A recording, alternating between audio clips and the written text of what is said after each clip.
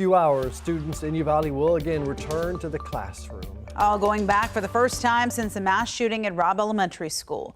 19 students and 2 teachers were killed just a couple of days before the school year ended in late May. Thank you for watching KV News Daybreak. I'm Yvonne Nava. And I'm Rob Evans. Natalie Haddad live in Uvalde this morning. Natalie, what will class be like for the students returning today? Good morning to you, Rob and Yvonne. We're standing outside Flores Elementary School, where some of last year's Robb Elementary School 3rd graders, now 4th graders, will be attending. And today, a town still in mourning is starting a new school year, a new chapter, if you will, whether they are ready to or not. Now, school is starting a little bit later this year. Now, let's talk about why. Now, district officials delayed the start of this new year to strengthen security plans. That includes erecting 8-foot-tall non-scalable fences at all campuses, installing security cameras, and deploying dozens of law enforcement officers to every school in the district, including 33 Texas DPS troopers. All campuses will be closed to visitors this year, and district officials say they made these decisions with one goal in mind: to honor the memory of the 21 victims who lost their lives. Now let's take a look back at what has happened since that tragic day on May 24th. The kids are running!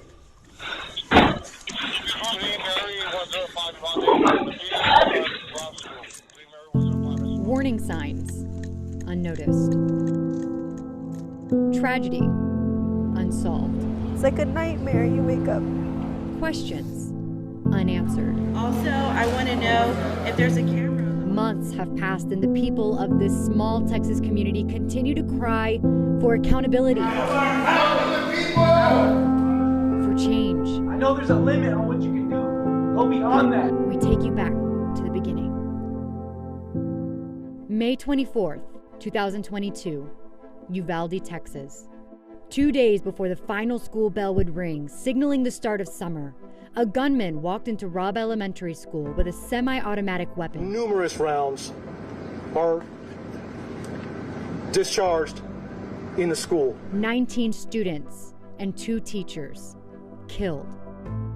A frenzy of law enforcement around the property gives the impression that something is being done. We later learn that for over an hour, nothing was done. May 25th, a blur from one day into the next. Governor Greg Abbott shares the latest details up to that point and gives praise to those on scene that day. They showed amazing courage. While some claim the governor was partially to blame. Excuse me. Sit down. This is totally predictable. Sir, you're out of line. May 27th, bombshell remarks from the Texas Department of Public Safety.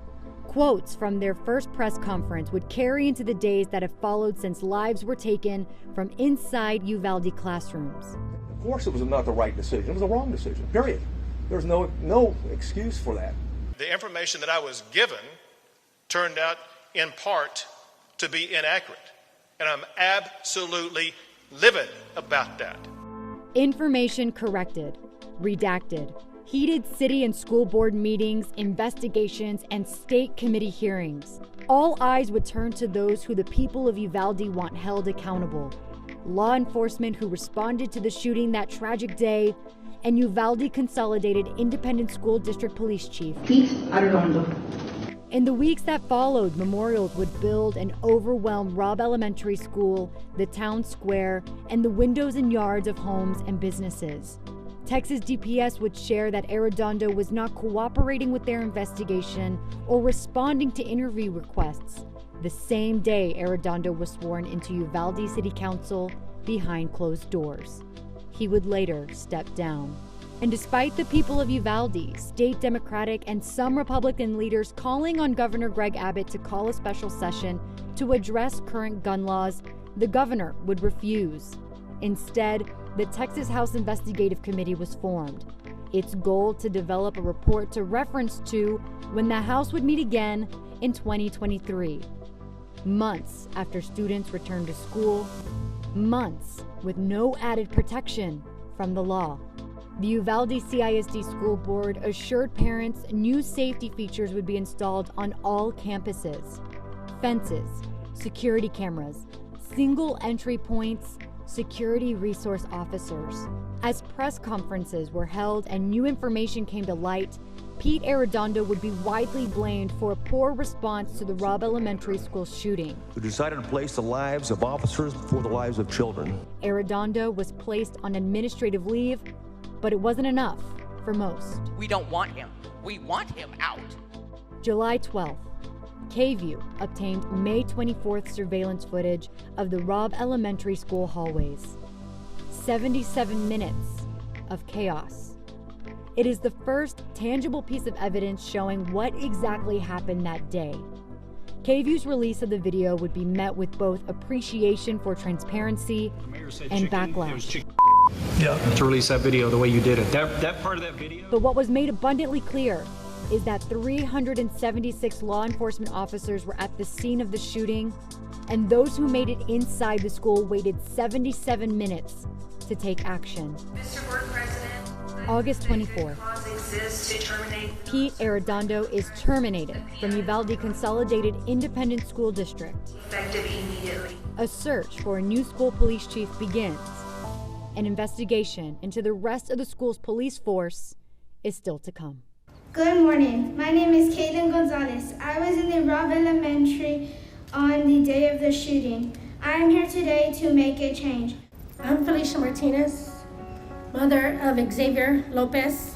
I want to tell you about a young woman I admire. I'm the stepfather of Amory Jo Garza. I'm the mother of Maite Rodriguez. My name is Veronica Mata, and this is our daughter, Tess. That's how I would describe my daughter, Eliana Torres. My name is Maggie Mireles, and Eva Mireles is my sister. My son was full of life. He loved making sure everybody had a smile on their face. She looked at me and she said, "Mom, I can do anything." And I said, "Yes, baby, you can." This was a letter that I wrote. With Maite, every night was movie night and late night runs to the store for snacks. And she was the youngest. She called to tell me how excited and nervous she was about her last softball game. Please do not forget. Remember their names, remember their faces. Do not let them die in vain.